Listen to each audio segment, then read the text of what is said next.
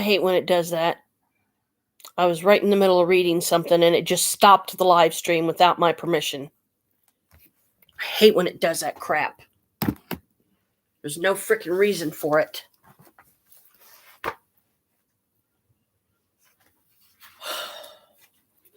As I was trying to read before I was so rudely disrupted and my live stream ended without my permission. Thanks a lot, YouTube. When properly finished, the inside concave surface of the bowl should be painted black and should be smooth and glossy. A rough surface is unsuitable, but the surface need not be so glossy that you can actually see physical reflections in it. Indeed, if you could see actual reflections in it, they would only serve as a distraction. The outer edges, in contrast, are usually painted in a neutral, dull color. Vision mirrors are used in the process known as scrying, discussed later in the text. The psychic attitude.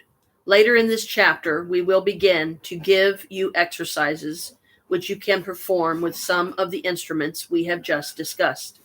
However, before we can do that, there are some important general points which have to be made about the way psychic powers are developed and achieved. Without a general understanding of the process, your prospects for success will be very limited. To begin with, one of the main obstacles to achieving psychic abilities, ironically, is trying too hard and taking it too seriously. What you need instead is a kind of relaxed attentiveness. Remember that you are not trying to acquire something that you do not already have, but rather trying to discover and bring forward abilities which exist not only in you, but in everyone else as well. In this sense, do not think of psychic power as being like a rare spice which you must go out to find in some exotic gourmet shop. Think of it as a jar you already hold in your hand, but whose lid is presently screwed on too tightly to be opened. You do not have to undertake some far-reaching quest here. You simply have to discover a way of loosening the lid without breaking the jar. And this is chapter 3, by the way. As a matter of fact, psychic abilities are best fostered not by going off into isolation and trying to be different from everyone else, but by becoming very aware of and interactive with one's fellow human beings, particularly those closest to you, your family and friends. Often it is beneficial to practice psychic exercises in small groups. You can benefit very well from the energy and companionship of others in achieving some of these powers. In addition to being open and attentive to other people, it is also important that you develop ways of becoming more attentive and appreciative of the natural world around you. This does not mean that you must climb to the top of a mountain at sunset and try to force your mind to perform some specific psychic act. Rather, you should be active in the natural world in ways which are more spontaneous and enjoyable.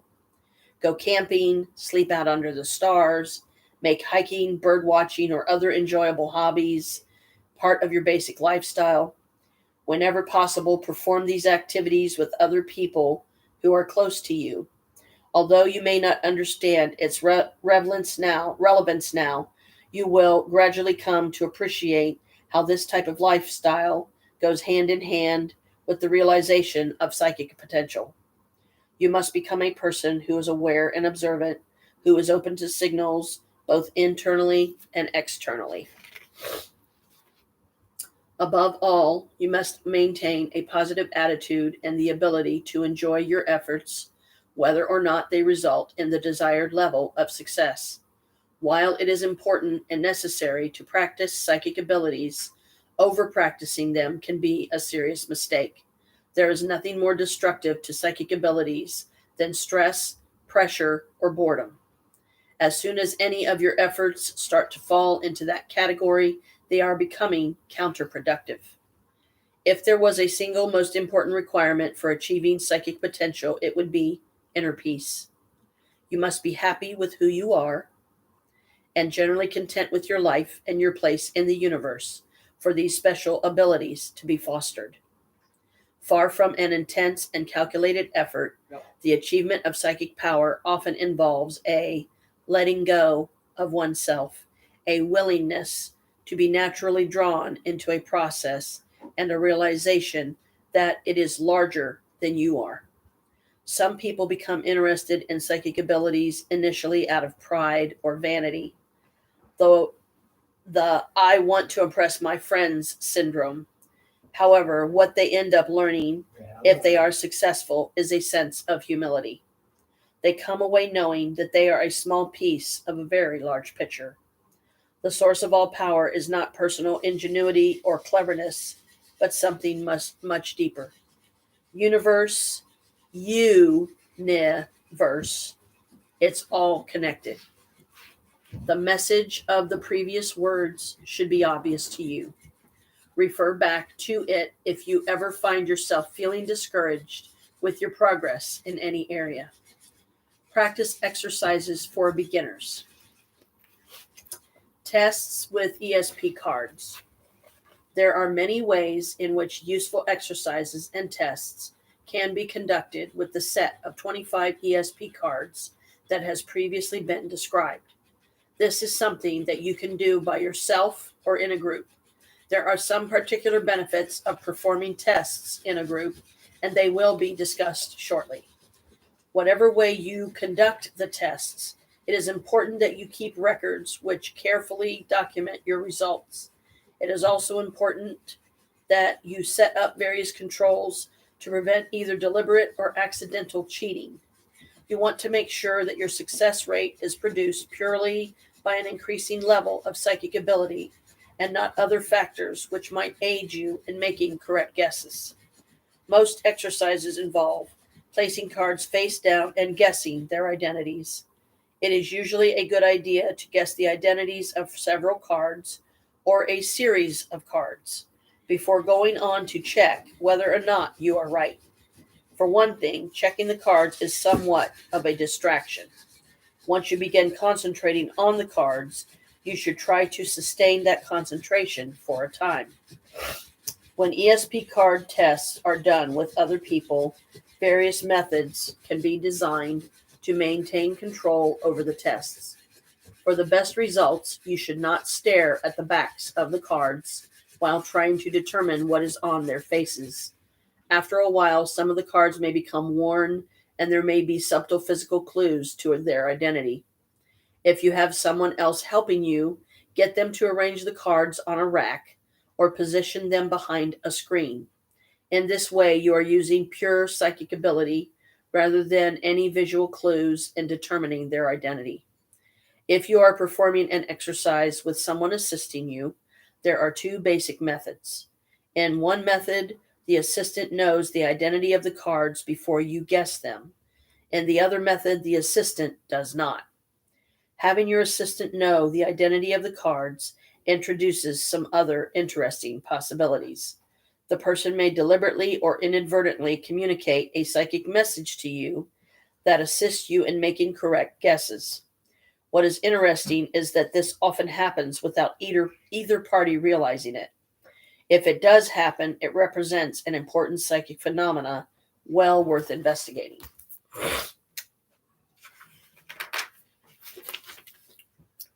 Well, it looked like Bella. I don't know if he was playing with it or just looking at it. We got a flippy fish, and he activated it for the cats. Of course, when the assistant knows the identity of the cards, it is important that they not give any visual clues, like facial expressions, which might allow you to make deductions other than through the use of your psychic abilities. For this reason, it is often useful if the other person is behind a screen or even in another room while holding up a card or putting it onto a stand or rack for you to identify. Sometimes performing these exercises in groups will lead to an observation that the group performs better when one particular person is holding or presenting the cards. This may indicate that this person has a particular gift as a telepathic sender.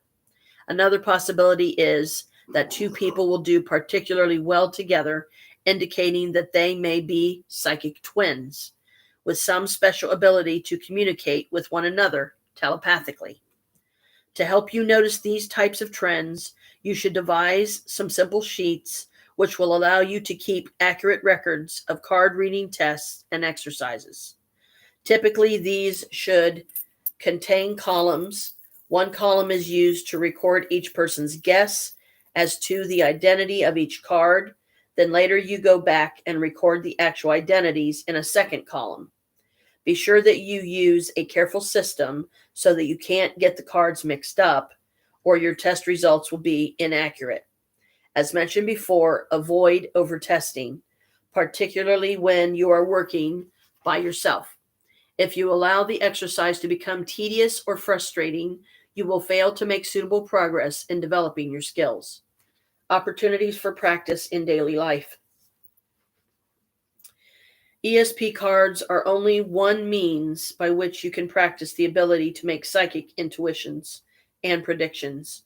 Ordinary daily life provides numerous other opportunities.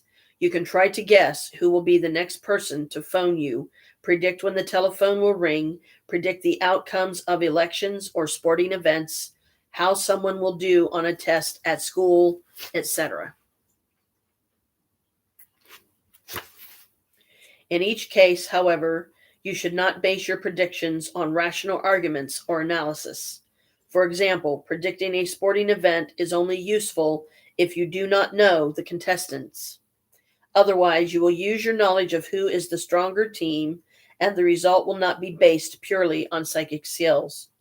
For example, it would be more useful to predict the winners of horse races when you know absolutely nothing about the horses. In this way, your selection will be unbiased, provided that you know only the names of the horses and not the numerical odds that have been assigned to them at the track. At first, you will have little understanding of what is prompting you to make one guess or another. They may often be little more than truly random guesses. However, the next few sections of your reading material will help you to understand that you are not trying to become a lucky guesser. Rather, you are trying to tap into other sources of information about the world around us. There are many specific ways that this can be accomplished by making use of various levels of the human psyche. Using the pendulum, the principle of telekinesis. The pendulum is used for several different purposes, all of which in one way or another involve what is known as telekinesis. Properly defined, telekinesis is using only the power of the mind to move a physical object. Before you can practice this, you must have some understanding of how it works and what is required to carry it out. The basic underlying principle is that there are parts of your mind which you do not use on a daily basis in your routine activities, or at least you are not conscious of your use of these portions of your mind, and so you are not in the habit of consciously directing them. These portions of your mind have access to information that has not come to you through your own senses. You can make a comparison to the internet, the computer network, which is being touted these days as the way we will all communicate and learn things in the future. Psychics realize that there is already an internet operating amongst us, and it does not require hardware, modems, or diskettes. By tapping into this psychic network, you can become capable of doing things and learning things that would be unavailable to you by the normal operation of your conscious mind and physical senses. However, there are a couple of problems which crop up when you first try to tap into these portions of your psyche. To begin with, distractions must be minimized. You will also have to develop the ability to enter a state which can best be described as attentive relaxation. At first glance, this may seem like a contradiction in terms. How can you be relaxed and attentive at the same time? Perhaps another analogy can be made by comparing this process to something which you may have seen, because it too is becoming increasingly popular. There is a type of art now being produced wherein you are presented with a complex design that on first glance appears to be totally random. However, by viewing in the correct manner, the design rather suddenly resolves itself into a subtle but vivid three-dimensional image. I've seen some of those and they're cool. When you are first shown these images, the person teaching you how to see them explains that in order to find the hidden three-dimensional image, you have to relax, stare intently at the picture, but allow your eyes to wander or drift away from a sharp focus. At first, this is difficult because is it not the way you are used to using your eyes? It is hard to look at something and look past it at the same time. However, eventually you learn to do this, and lo and behold, an image begins to form in the picture. Moving a pendulum. The best introductory exercise for practicing telekinesis using a pendulum. The advantage of a pendulum is that when it is dangled from a fixed point of attachment, it will become stationary. But it is so free of friction that it can be set into motion with relatively little impetus. This small impetus is a suitable first act for a person who is developing the power of telekinesis. Set up the pendulum in such a way that it is hanging from a rigid frame or overhead support. You may wish to build a small stand for your pendulum, which allows it to be placed on a tabletop. The bob of the pendulum should hang at least 12 inches from the overhead point of attachment, and there should be nothing around it in any direction which would prevent it from moving or swinging up to 60 degrees from the vertical position. You can test this by lifting the bob of the pendulum outward in any direction and releasing it to start an oscillating back and forth movement, ensuring that from all angles it is free to do so. The next step is to bring the pendulum to a stop and then attempt to get it moving again purely by concentration and psychic influence. In order to achieve this attitude is everything. You must approach the pendulum with confidence, knowing that you will move it and planning to move it in a specific direction. The next step is to relax and let go of your nervous conscious attentiveness. In this way, you enter something similar to a shallow trance. At this point, the various levels of your psyche are able to interact freely without your conscious mind trying to control everything. The next step is a process known as visualization. You must use your mind's eye to see the pendulum moving. It will still be stationary at this point. However, soon you can almost see the movement because the visualization is becoming so powerful, if you are doing it correctly. At this point, you progress to feeling the movement, perhaps in the back of your neck or your lower back. You will begin to feel twinging sensations, which are rhythmic in nature and that match the visualization which you are continuing to maintain. At some point in this process, the pendulum will begin moving. However, the transition is a very subtle one between the movement in your mind and the physical movement of the object, which almost become one and the same. The first couple of times that you try this exercise, it probably won't work. The main reasons for failure to achieve telekinesis are lack of concentration, trying too hard, skepticism. If you don't truly believe you can do this, then you cannot do it. However, once you have learned to set the pendulum in motion, you will find it easier to do the next time. Eventually, you will be able not only to start it, but to stop it or change its direction. When you can do this, you will have made an important breakthrough in the use of your psychic power. The pendulum and clairvoyance. Learning the code. The next pendulum test you will learn involves using telekinetic abilities to obtain information and answers to questions. Once again, a bit of background information is in order. The unconscious levels of your psyche have no direct means of communication with your conscious mind. It is almost as though your conscious mind can speak, but your unconscious mind, while alert and knowing, is speech impaired. Just as a form of sign language is used to allow hearing and speaking people to communicate with the hearing or speech impaired, so too you must develop a system to allow you to communicate with your own unconscious mind. This system takes the form of a code. And many of the psychic processes which you will explore in this study unit are simply a means of establishing a code that will either allow your own subconscious or the spirits of other beings to communicate with your conscious mind.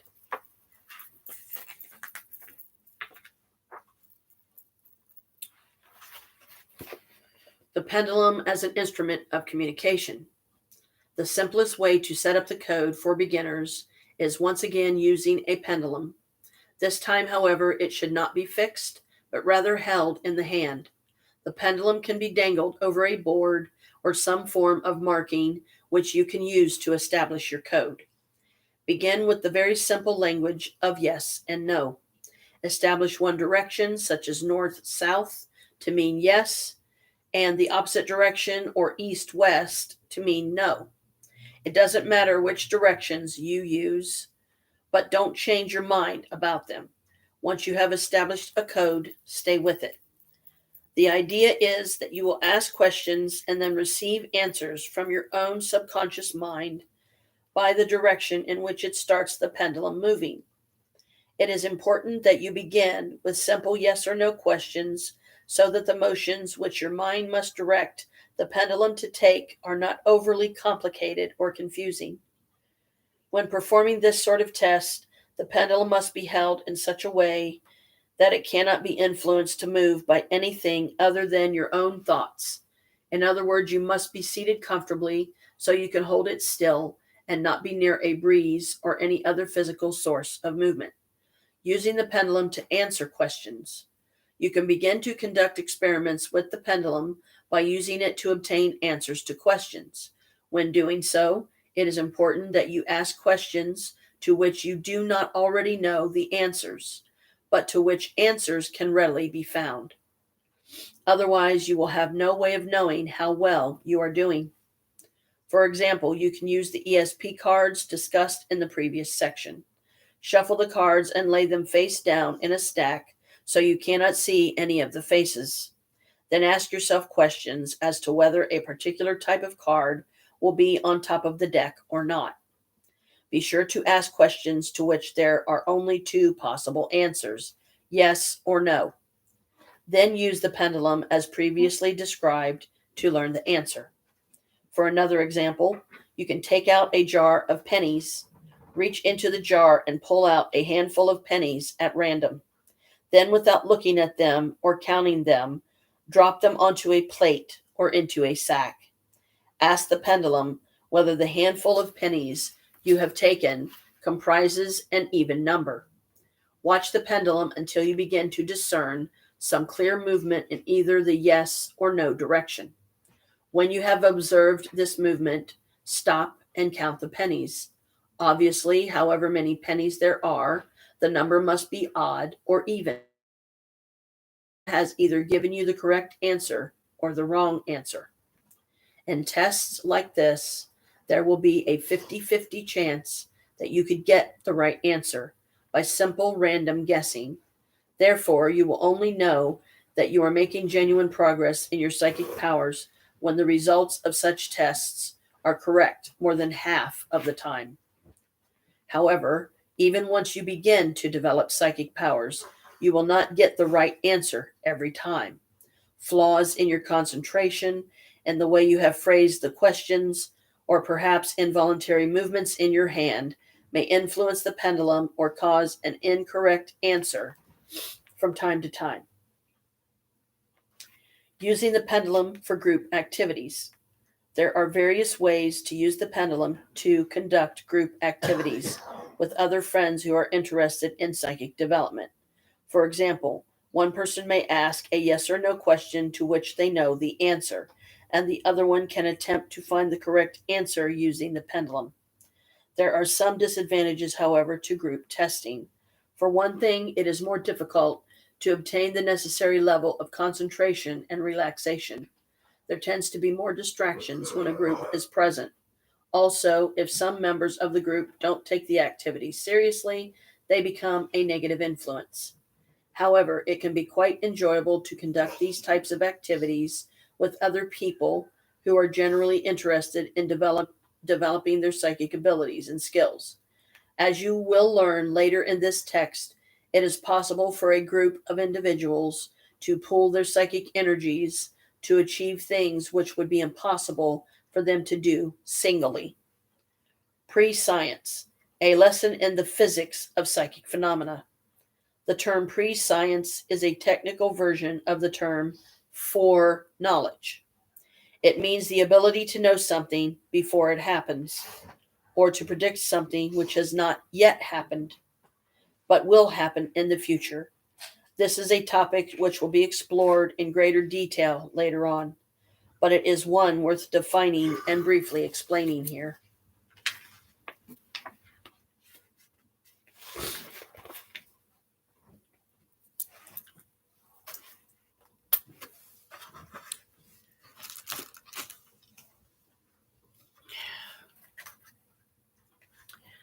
Most psychics believe that time and space exist only in the material world, but are not strictly relevant to the world which the psyche inhabits. Consequently, the psychic aspects of the conscious mind have access not only to information about the present state of things, but also to their past history and to their future outcomes. This is probably the aspect of psychic powers which is most controversial and most apt to be disputed by people who consider themselves to have a rational or scientific outlook. How can someone know the future when it has not yet happened? To a psychic, this is asking the wrong question in the wrong way. If in the world of the psyche, the past, the present, and the future all coexist on one plane of reality, then it is not correct to say that the future has not yet happened, and thus that it is unknowable. Let us look at this question more closely. One form of pendulum test previously mentioned involves shuffling a set of ESP cards and predicting which one will be turned over next. An interesting issue arises here as to whether one is predicting a future event or simply using the subconscious mind to explore the present state of the deck of cards. However, in this case, there is a direct relationship between the present state of the deck of cards and which card will be turned over next. This is one small example of a way in which the present and future are interconnected. The foregoing relationship can be clearly understood. However, there are many aspects of reality which do not seem possible for us to explain at the present time. Psychic powers tap into many of these areas. Some psychics are able to predict future events with extraordinary accuracy, and yet are unable to explain how exactly they can do this. Unfortunately, part of the participation in parapsychology involves the humbling realization that we cannot always explain what we are doing. We still have a long way to go in our collective process of exploration and understanding of the psyche. However, as you will soon learn, we are not completely in the dark about the world of the psyche. There are some things which we have come to understand, at least partially. A fundamental understanding of the universe and our place in it is possible, and the psychic disciplines contribute to that understanding. Perhaps the details are not something with which we were meant to concern ourselves in this plane of existence. Okay, now where did I put that? Oh, oops. There it is. This is a little older Lisa Frank bookmark I did with a piece of there's these sheets of poster board, I think is what they're considered. You can get them in neon colors. You can get plain white if you want, and different things like that. But I'm going to stop there because that is a lot for the brain to gnaw on. I tried to say it slowly enough that, if you need to pause it and then write down and then replay it, pause it again, write down, then go ahead. I will completely understand. But this is just another way that I'm trying to share some of the experiences I've had and some of what makes me a powerful psychic myself. But in a hostile environment such as we live, the area around here is bad. You have to be, extra cautious when you go out somewhere because you don't know when some crazy person might be out there and you're just walking along, minding your own business and get in the path of a stray bullet and suddenly you're dead. Talk about ruining your day, right? Not a good thing. Oh, golly.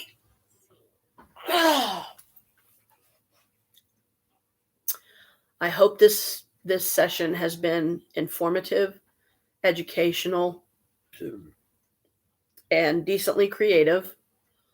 The next time I get on here and do a live, I was thinking about, doing a live of the resin castings, but due to the fact that the video saw fit, the first live stream before this one decided to stop itself, right in the middle of a sentence I was trying to read from the book I just read from. I don't want to overburden my own brain with stuff that I already know, that I have learned and have used, here and there in different ways throughout my life.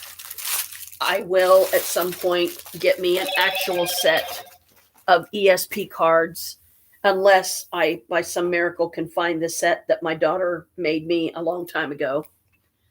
My daughter Alicia made me a set of ESP cards with some business cards stock that she had.